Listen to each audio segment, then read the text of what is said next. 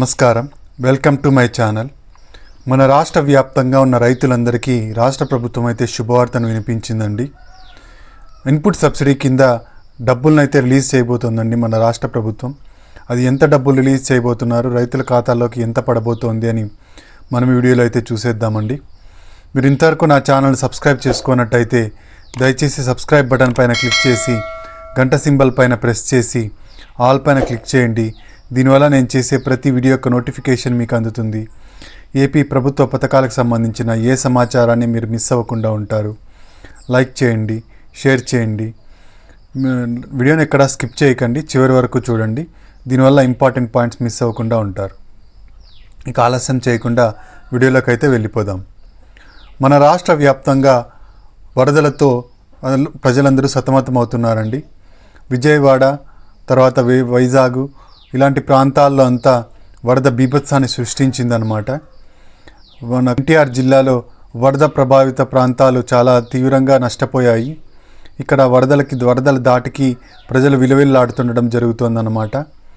అయితే ఇలాంటి సందర్భంలో మన రాష్ట్ర ప్రభుత్వానికి కేంద్రం సహాయాన్ని అందించాలని చెప్పేసి కేంద్రాన్ని కోరడం జరిగిందనమాట. మన రాష్ట్ర ప్రభుత్వం, మన కేంద్ర వ్యవసాయ శాఖ మంత్రి శివరాజ్ చౌహాన్ గారు మన రాష్ట్రంలో పర్యటించడం జరిగింది.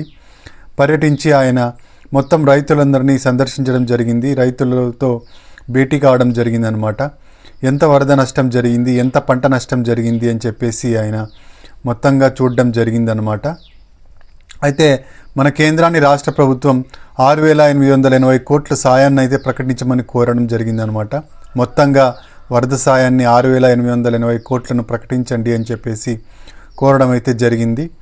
6,880 కోట్లు ప్రకటించడం ఇంకా కేంద్రం వంతు. అది ఎంత శాంక్షన్ చేస్తుంది అనేది మనం వేచి చూడాల్సి ఉందన్నమాట.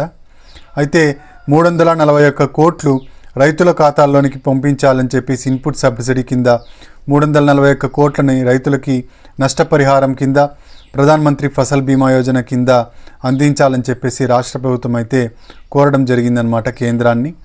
341 కోట్లు కేంద్రం ఇస్తే రైతుల ఖాతాల్లోనికి ఎకరానికి 10,000 రూపాయలు అయితే రావడం జరుగుతుందన్నమాట. ఈ ఎకరానికి 10,000 రూపాయల కన్నా ఎక్కువే ఇంకా రావడం జరుగుతుంది. వాళ్ళు వేసిన పంటను బట్టి ఆ నష్టపరిహారము అనేది ఇవ్వడం అయితే జరుగుతుందన్నమాట. వాళ్ళు వేసిన పంట దానికి ఎంత నష్టం వాటిల్లింది దాన్ని బట్టి అంచనా వేసుకొని దాదాపుగా ఎకరాకు 10,000 రూపాయలు ఇన్పుట్ సబ్సిడీని అయితే అందించడం జరుగుతుంది రాష్ట్ర ప్రభుత్వం మరియు కేంద్ర ప్రభుత్వం కలిసి. ఇక పిఎం కిసాన్ సమ్మాన్ నిధి యోజన కింద వచ్చే 18వ విడత 2,000 రూపాయలు ఈ నెల చివరాఖరికంతా రాబోతున్నాయండి. మన కేంద్ర ప్రభుత్వం 3 విడతల్లో పిఎం కిసాన్ సమ్మాన్ నిధి యోజన అయితే ఇవ్వడం జరుగుతుందన్నమాట. 2,000గా 4 నెలలకు ఒకసారి 2,000 రూపాయలు అయితే ఇవి రిలీజ్ చేయడం జరుగుతోంది. ఇప్పటివరకు 17 విడతలు రిలీజ్ చేయడం జరిగింది. ఇక 18వ విడత 2,000 రూపాయలు ఈ సెప్టెంబర్ మాసం చివరి వారానికంతా రావడం అయితే జరుగుతుందన్నమాట. అలా ఉండగా ఇంకా అన్నదాత సుఖీభవ స్కీమ్ కింద మనకు రాబోయే 14,000 రూపాయలు ఈ ఖరీఫ్ సీజన్లో అయితే ఇవ్వడం జరుగుతుందన్నమాట. కేంద్ర ప్రభుత్వం 6,000 రూపాయలు ఇస్తుంది, రాష్ట్ర ప్రభుత్వం 14,000 రూపాయలు, మొత్తం 20,000 రూపాయలు అన్నదాత సుఖీభవ స్కీమ్ కింద రైతుల ఖాతాల్లోకి అయితే చేరడం జరుగుతోంది. ఈ 14,000 రూపాయల్లో 7,000 రూపాయలు ఖరీఫ్ సీజన్లోను, 7,000 రూపాయలు రబీ సీజన్లోనూ అయితే ఇవ్వడం అయితే జరుగుతుందన్నమాట రాష్ట్ర ప్రభుత్వం. ఈ 7,000 రూపాయలు రిలీజ్ కావడానికి ఈ నెల చివరికంతా మనకి 7,000 రూపాయలు అయితే రిలీజ్ చేయబోతున్నారండి సెప్టెంబర్ చివరి మాసానికి. అయితే అన్నదాత సుఖీభవ స్కీమ్ కింద 7,000 రూపాయలు, పిఎం కిసాన్ సమ్మాన్ నిధి యోజన కింద 2,000 రూపాయలు, మొత్తం కలిపి 9,000 రూపాయలు అయితే రావడం జరుగుతుందన్నమాట రైతుల ఖాతాల్లోనికి. అయితే గతంలో వైసీపీ గవర్నమెంట్ ఉన్నప్పుడు 13,500 రూపాయలు ఇచ్చేవాళ్ళనమాట. రైతు భరోసా స్కీమ్ కింద 7,500 రూపాయలు రాష్ట్ర ప్రభుత్వం వాటాగా ఇచ్చేవాళ్ళు, 6,000 రూపాయలు కేంద్ర ప్రభుత్వం వాటాగా ఇచ్చేవాళ్ళు. రెండు కలిపి 13,500 రూపాయలు అయితే రావడం జరిగేదన్నమాట. ఈ 13,500 రూపాయల్లో 5,500 రూపాయలు ఖరీఫ్ సీజన్లో ఇచ్చేవాళ్ళు, ఇక 2,000 రూపాయలు రబీ సీజన్లో అయితే ఇచ్చేవాళ్ళు. మొత్తంగా కలిపి 13,500 రూపాయలు ఇచ్చేవాళ్ళు అనమాట. మన కూటమి ప్రభుత్వం అధికారంలోకి వస్తే 20,000 రూపాయలు ఇస్తాము అని అయితే చెప్పడం జరిగింది. 20,000 రూపాయలు మనకు 14,000 రూపాయలు రాష్ట్ర ప్రభుత్వం వాటా ఉంది, 6,000 రూపాయలు కేంద్ర ప్రభుత్వం వాటా ఉంది. అయితే కేంద్ర ప్రభుత్వం ఈ కిసాన్ సమ్మాన్ నిధి యోజన కింద డబ్బులు రావాలి అంటే మనకు ఈకేవైసీ అయితే తప్పనిసరిగా చేసుకోవాలండి. ఈకేవైసీ చేసుకొని రైతులకు ఈ డబ్బులు అయితే పడవన్నమాట. ఈకేవైసీ చేసుకున్న రైతులకు మాత్రమే కిసాన్ సమ్మాన్ నిధి యోజన డబ్బులు అయితే పడతాయి. ఈ ఈకేవైసీ చేయించుకొని రైతులు ఎవరైనా ఉంటే మీ దగ్గరలోని సిఎస్సి సెంటర్కి వెళ్ళి ఈకేవైసీ అయితే తప్పకుండా చేయించుకోండి. అంతేకాకుండా రైతులందరూ ఈ పంట లేదా ఈ క్రాప్లో మీరు సాగు చేస్తున్న పంటలకు సంబంధించిన మొత్తం వివరాలని నమోదు చేసుకోండి. ఇలా చేసుకోవడం వల్ల ఏ పంట ఎంత నష్టం వరదలు వచ్చి నష్టం జరిగినప్పుడు ఏ పంటకు ఎంత నష్టం జరిగింది దాన్ని అంచనా వేయడానికి ప్రభుత్వానికి సులభంగా ఉంటుంది. మీరు కూడా నష్టపోకుండా ఆ నష్టాన్ని అయితే పొందే అవకాశం అయితే ఉంటుందన్నమాట.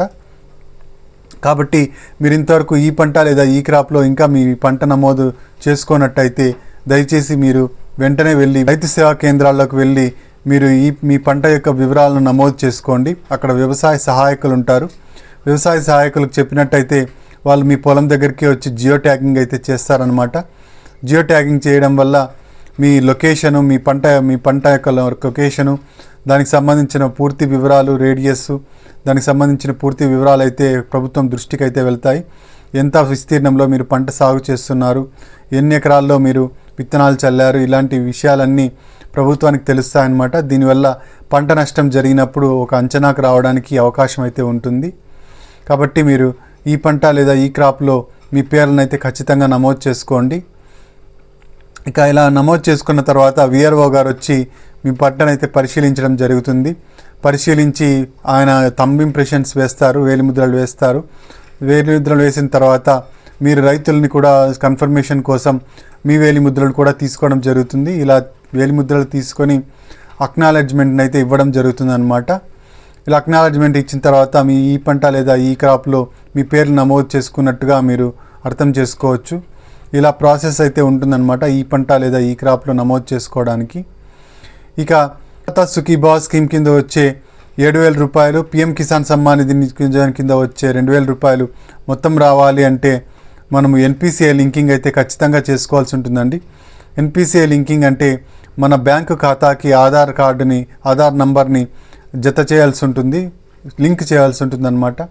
ఇలా లింక్ చేసినట్టయితేనే మనకు ఆధారంగా మనకు ఆధార్కి ఏదైతే బ్యాంక్ అకౌంట్ లింక్ అయ్యిందో ఆ అకౌంట్కి మనకు డబ్బులు అయితే వేయడం జరుగుతుందన్నమాట. డీబీటీ పద్ధతి కింద, డైరెక్ట్ బెనిఫిషియరీ ట్రాన్స్ఫర్ కింద ఈ డబ్బులను అయితే రైతుల ఖాతాల్లోనికి డైరెక్ట్గా వేయడం జరుగుతుంది. కాబట్టి ఈ ఎన్పిసిఐ లింకింగ్ అనేది చాలా ఇంపార్టెంట్ అండి. రైతుల ఖాతాల్లోనికి డబ్బులు డైరెక్ట్గా చేరాలి అంటే ఎన్పిసిఐ లింకింగ్ ఖచ్చితంగా చేసుకోవాల్సి ఉంటుంది. ఒకవేళ మీ బ్యాంకు ఖాతా ఫ్రీజ్ అయిపోయినట్టయితే, ఇన్యాక్టివ్గా ఉన్నట్టయితే, చాలా రోజుల నుంచి మీరు వాడకుండా ఉన్నట్టయితే దాన్ని యాక్టివ్లో ఉంచుకోండి. డబ్బులు వేసినప్పుడు అది యాక్టివ్గా లేనప్పుడైతే దాంట్లోకి డబ్బులు అయితే పడవన్నమాట. కాబట్టి దయచేసి మీ బ్యాంక్ అకౌంట్లను కూడా యాక్టివ్లో ఉంచుకోవడం వల్ల మీ డబ్బులు అయితే మీకు చేరుతాయన్నమాట. అయితే వరదల వల్ల నష్టపోయిన రైతులకు ఇన్పుట్ సబ్సిడీ కింద ఎకరానికి 10,000 పైన అయితే ఇవ్వడం జరుగుతుందన్నమాట. అంటే ఎకరానికి 10,000 అంటే వాళ్ళు వేసిన పంటను బట్టి, పంట నష్టాన్ని బట్టి దీన్ని అంచనా వేయడం అయితే జరుగుతుందన్నమాట. ఎకరానికి 10,000 వరకు ఇన్పుట్ సబ్సిడీని అందించాలని ప్రభుత్వం యోచిస్తోంది. దీనికోసం 341 కోట్లను అయితే రిలీజ్ చేయమని కేంద్ర ప్రభుత్వాన్ని అయితే అర్థించడం జరిగిందనమాట. ఇవండి లేటెస్ట్ అప్డేట్స్.